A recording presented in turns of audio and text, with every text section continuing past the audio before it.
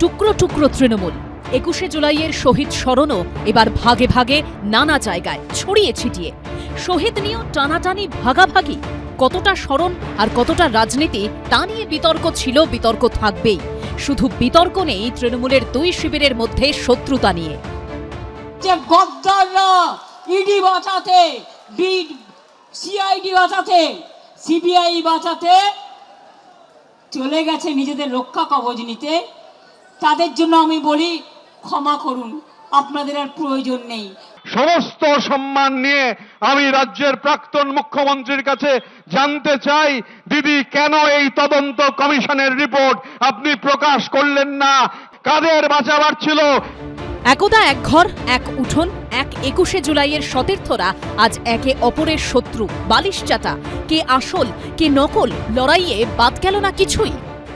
যারা গা বাঁচাতে, পিঠ বাঁচাতে বালিশ চাটার গ্রুপে যাচ্ছে,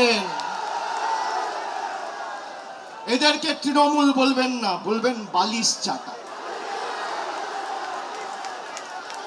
খালি বিসি বললেই হবে। বিসির অনেক মানে হয়। বালিশ চাটা, আমি আর বেশি কিছু বললাম না। শুনে রেখে দিন মমতা বন্দ্যোপাধ্যায়, আপনাকে সেলিব্রিটি বাংলার মুখ্যমন্ত্রী অভিষেক বানায়নি।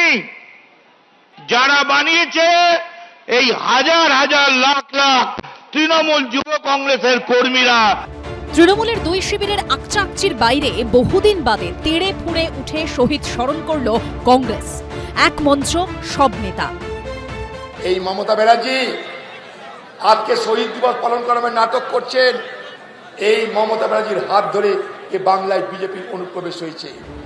অতীতে তৃণমূলের ২১শে জুলাই মানেই ছিল ভিড়ে ঠাসা রাস্তাঘাট, রাজপথ ধর্মতলামুখী, প্ল্যাকার্ড, ব্যানার, ফেস্টুন, বাহারি সাজে কালারফুল। মঞ্চে অভিনেতা অভিনেত্রীদের ভিড়, ডিম ভাত। ক্ষমতা যেতেই সব ভ্যানিশ।